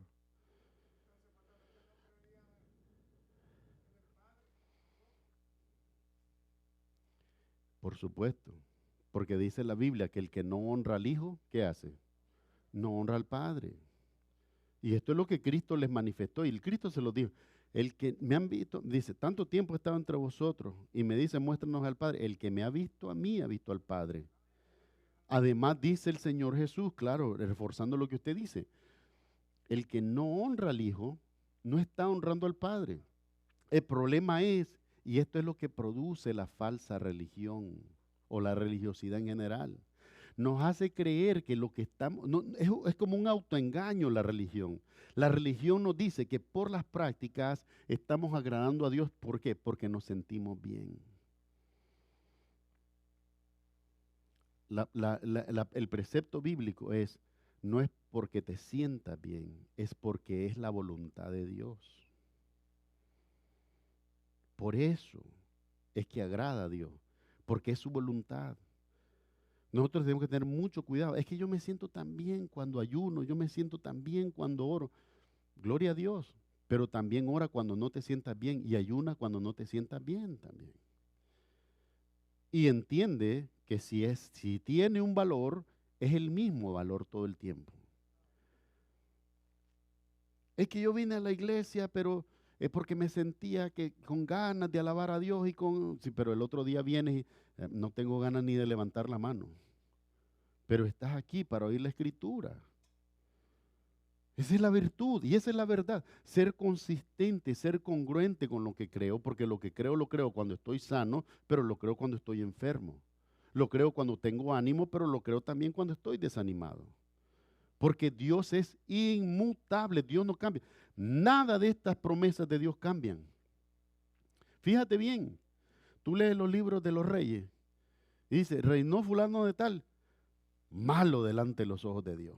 Después vino otro, hizo lo bueno delante de Dios. Y después el que lo siguió hizo lo malo delante de Dios. Y el siguiente hizo lo malo delante de Dios. Y después viene otro, pero este restauró tal cosa, hizo lo bueno delante de Dios. Pero después el que siguió hizo lo malo delante. ¿Y Dios cambió sus promesas?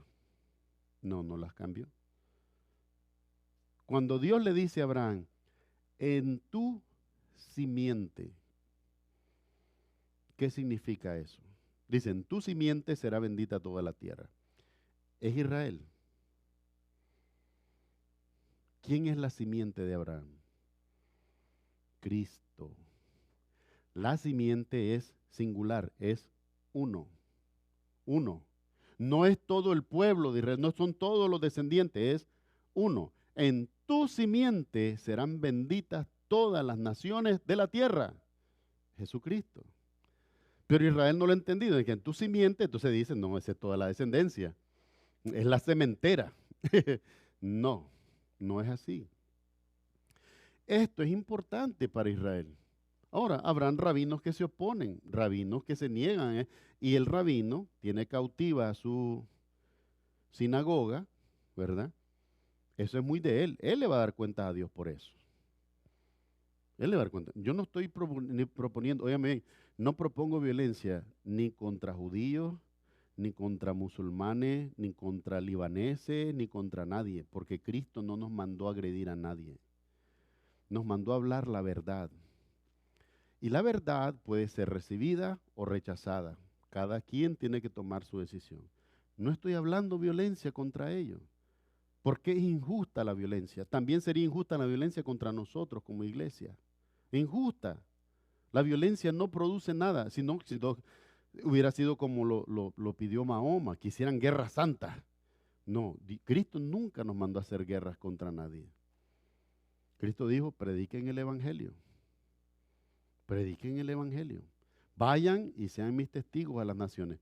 Háblenle. Y no le forcen las convicciones. Dejen que cada uno tenga la convicción por el Espíritu Santo de que lo que se le está hablando es cierto. Sin forzarlo. Eso sí, cuando usted escucha una cosa que es doctrina de mi corazón, sí, mira, pero la Biblia dice tal cosa. A la gente no le gusta eso. Por eso han comenzado a atacar la Biblia también. Hermano Francisco, ¿qué iba a decir usted? 12:9, perdón, mire, ya ve, y yo decía 1 y 2, pero es Zacarías 12:9.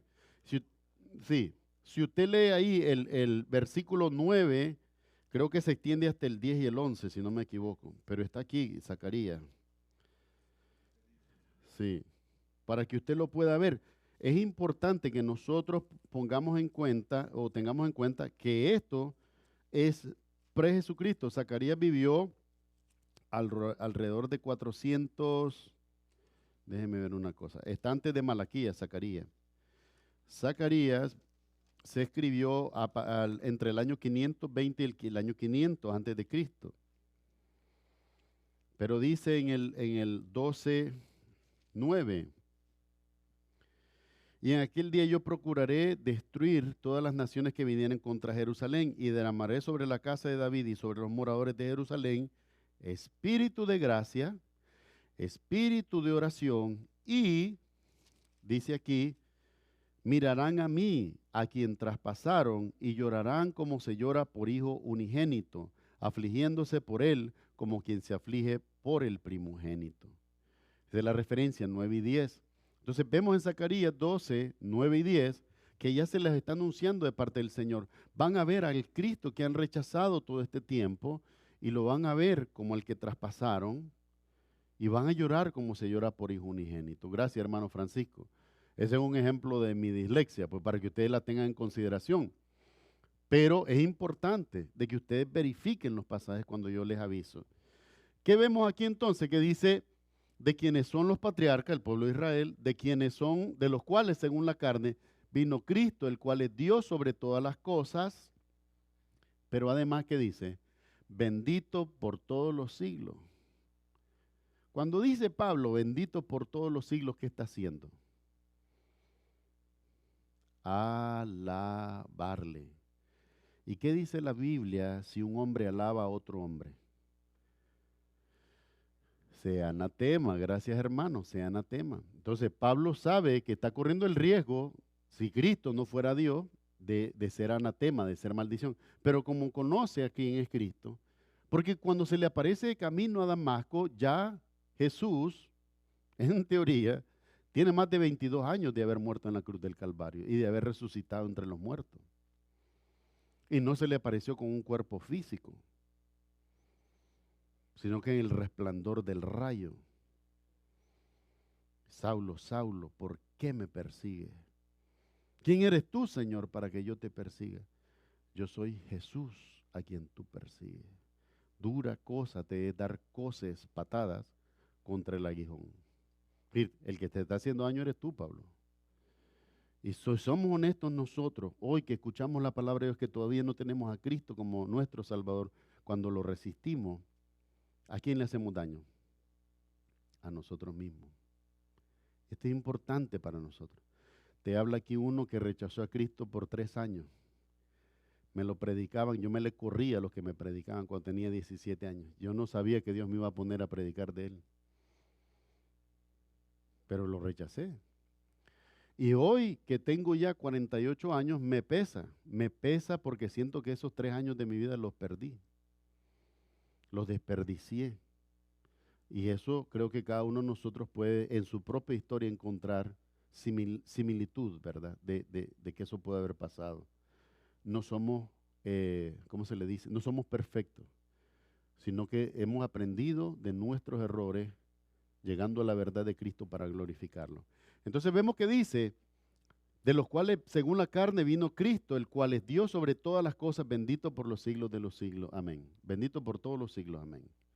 Dice que Cristo es Dios sobre todas las cosas. Y Dios en mayúscula. No está diciendo Dios en minúscula, como un semidios. No, está diciendo Dios en mayúscula también. Punto número 3. Vamos a ver, ya vamos llegando casi al final. Dice aquí, los hijos de la promesa. Y ahora Pablo explica, primero explicó su anhelo. Mi anhelo es que Israel sea salvo. Y explica también que en medio de Israel fue presentada la salvación. Porque hasta en esto es firme la promesa a Abraham. Primero la comunicación del evangelio fue a Israel. Primero comunicó Dios la salvación a Israel. ¿Se acuerda cómo dice el pasaje? A los suyos vino y los suyos no le recibieron. Mas a los que le recibieron fuera de Israel, a los que creen en su nombre, les dio potestad de ser hijos de Dios. Ahora bien, dice aquí, no que la palabra de Dios haya fallado con respecto a Israel, porque el Israel no cree en Cristo. No que la palabra de Dios haya fallado, no es eso. Porque no todos los que descienden de Israel son israelitas. Pablo, ¿qué estás diciendo? Dice así, ni por ser descendientes de Abraham son todos hijos. En otras palabras, Pablo les dice, abran los ojos que el asunto no es genético. La salvación no se pasa por osmosis, es esta transfusión de sangre, no es que la sangre de alguien salvo, cuando te la ponen a ti, entonces tú también eres. Así no funciona. Ni funciona por herencia. Bueno, yo soy pastor, entonces todos los hijos que engendré son salvos. No, ellos tienen que hacer su decisión por el Señor. Y es mi responsabilidad hablarles del Evangelio, enseñarles del Evangelio, para que ellos puedan tomar su decisión. Porque no voy a poder dar cuenta de ellos, tengo que dar cuenta de mí mismo delante de Dios. Dice aquí, sino que en Isaac te será llamada descendencia. ¿Por qué en Isaac? Porque Sara trató de ayudarle a Dios cuando puso a la sierva de ella que se acostara con Abraham y nació Ismael. Ismael es el padre de todos los musulmanes, que son los que viven persiguiendo a los judíos y atacándolos. Sara trató de ayudarle a Dios y le salió mal el experimento. ¿Y qué crea? A nosotros también nos puede salir mal, no tratemos de ayudarle. Pidamos que su voluntad se cumpla, esa es la sabiduría. Dice aquí, esto es, no los que son hijos según la carne son los hijos de Dios, sino los que son hijos según la promesa. Son contados como descendientes. Es decir, no es un asunto de genética. Les decía con mucho amor, y ojalá que haya gente de la luz del mundo viendo estas prédicas, si es que les dan permiso. Pero les decía yo, el apostolado no es genético. Pero ustedes tienen el apóstol primero, que era el abuelo, entonces tuvo al hijo y ese fue apóstol y él tuvo un hijo y ahora es apóstol y es el que está encarcelado, ¿verdad? Por delitos de los que no vale la pena hablar en este culto. No es genético. Hay pastores que se engañan. No, es que yo tengo tanta pasión por el evangelio que quiero que mi hijo también sea pastor, pero si no tiene el llamado, de nada le sirve. Ese es tu anhelo. Pero no es así. Dios llama a cada uno. Dios es el que llama. Muchas veces han venido hermanos a mí diciéndome, pastor, yo siento que tengo el llamado. Bueno, veamos la confirmación de Dios en tu vida. Pregunta, hermano Rafael, ¿qué pregunta tiene usted? Sí. Ujú.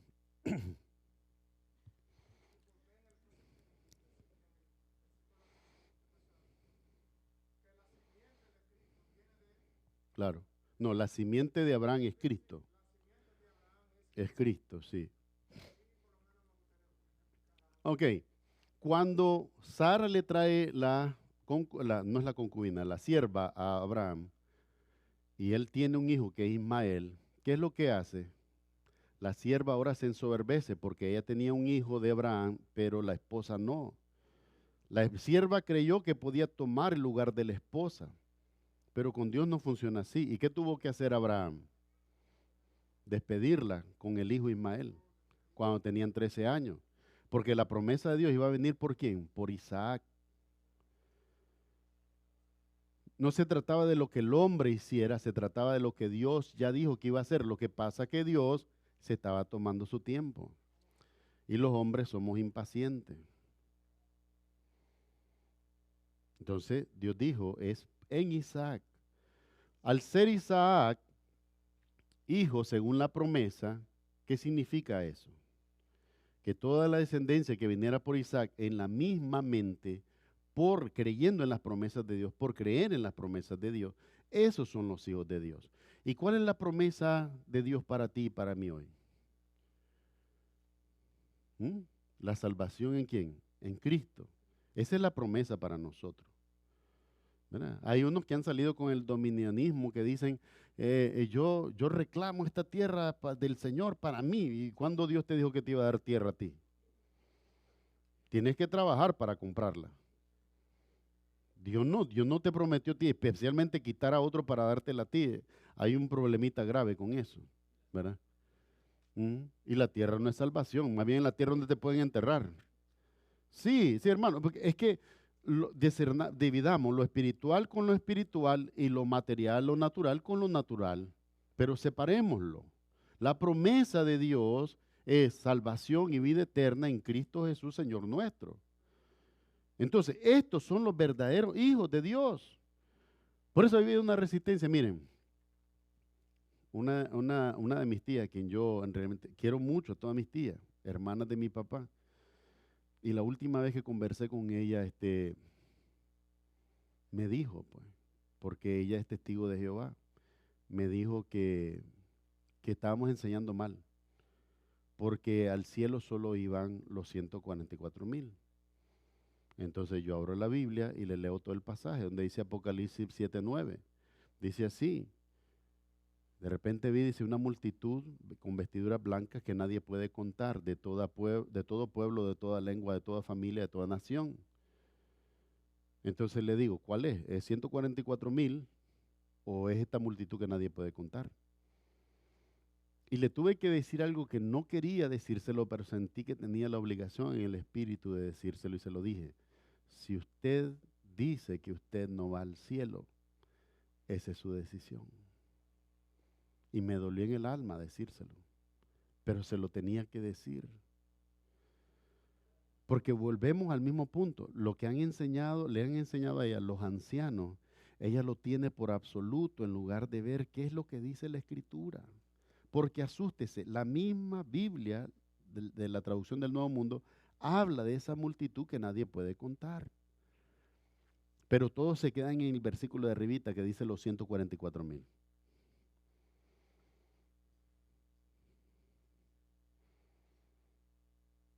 Al final del día, cada uno de nosotros es responsable por lo que cree.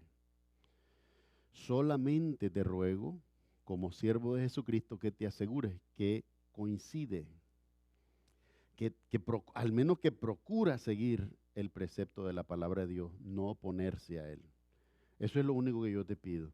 Ahora bien, dice aquí, esto es, no los que son hijos según la carne son los hijos de Dios, sino los que son hijos según la promesa son contados como descendientes. Por esta razón, ¿qué es lo que vemos ahí? Voy a terminar la explicación con usted, hermano Rafael. Ok, tiene a Ismael, Ismael va, lo despacha con la mamá y él termina siendo el surgimiento de las naciones arábicas. Por eso también se conoce a Abraham como padre del islamismo, increíblemente. Pero de la promesa viene Isaac, que Sara tuvo casi a los ¿cuántos? A los 100 años, ¿cómo es? 90 años y Abraham tenía 100. Y nació Isaac. ¿Y de Isaac quién vino? Jacob. ¿Y de Jacob quiénes vinieron? Las 12 tribus, incluida la de Leví. Y vemos muchos años después que dentro de la tribu de Leví salió ¿quién? Perdón, no Leví, Judá. Dentro de la tribu de Judá, ¿quién salió? El rey David. Y a David le hace la promesa. ¿Ah? Dice, no faltará varón que se siente en tu trono eternamente. Pero no eran los hijos físicos, Salomón y los otros, no, era Jesucristo, la descendencia. Por eso cuando él dice, dijo el Señor a mi Señor, siéntate a mi diestra hasta que ponga a tus enemigos por estrado de sus pies. Salmo 110. ¿Y de ahí quién salió? Jesucristo. Cuando en Belén de Judea se fueron a censar José y María, y resulta que ahí tuvo el alumbramiento como estaba escrito en la profecía. Póngase a pensar, mire, si no hubiera habido el censo, que lo mandó a hacer Herodes, perdón, no fue encargado por Herodes, fue encargado por Roma. Si no hubiera pedido Roma ese censo, ellos tal vez no se hubieran movido a Belén, no hubieran cumplido la escritura. Mi amado hermano, los sacerdotes sabían el texto en Zacarías que dice, me vendieron por 30 piezas de plata, dice, hermoso precio con que me apreciaron. Para no cumplir la escritura, ¿qué necesitaban hacer los sacerdotes? Dar 20 piezas. Porque la costumbre era dar 20 piezas, pero dieron 30. Dieron 30, según ellos, para alimentar la codicia de Judas. ¿Pero qué estaban haciendo con eso? Cumpliendo lo anunciado en las Escrituras. Ellos mismos cumplieron la profecía de que sería entregado por 30 piezas de plata. Pero no le creyeron. Y hasta el día de hoy no le creen. Entonces vamos a ver que los hijos de la promesa, ¿quiénes son? Los que creen en la promesa. Porque ciertamente, déjenme decirlo, hay muchos israelitas que no creen en Cristo. Y hay algunos que ni siquiera creen en Dios. Se llaman a sí mismos ateos. Los mesiánicos, hermano, esos son mesiánicos y son perseguidos dentro de Israel. Les conviene más tener sus movimientos mesiánicos, judíos mesiánicos, fuera de Israel. Ahora, hay predicadores en Israel insistiendo con la palabra y hay personas convirtiéndose, pero no es a la rapidez como muchos la quieren hacer ver. Porque Israel todavía resiste a Cristo y esto es parte de las Escrituras. Es parte de la Escritura. ¿Cómo perseguirlos? Claro que sí. Donde está la ortodoxia judía, no puede usted predicar. Usted sabe que usted necesita permisos para predicar en ciertas áreas de Jerusalén. Esos pastores que usted ve predicando en la calle tienen que tener una licencia, un permiso, porque si no, ellos mismos vienen y los matan. Porque están contra la ley de Moisés. Necesitan un permiso y aún así a veces los golpean. Aún así, gracias a Dios que no los matan. Bueno, espero que nunca se le pase la mano y vayan a matar a alguno injustamente. Pero les digo esto más, es por la promesa. Y en el caso de nosotros, la salvación ha venido mediante su Hijo Jesucristo. Punto número 4 y último. Ya me pasé un poquito. Dice así, el mayor servirá al menor. Dice así, porque la palabra de la promesa es esta, por este tiempo vendré y Sara tendrá un hijo. La promesa no fue, miren, Sara, dale tu sierva a Abraham y no, Dios nunca dijo eso.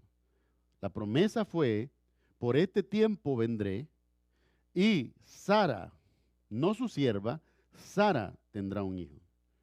Esa es la promesa. Muchos hoy vemos y dice, hay salvación en Cristo.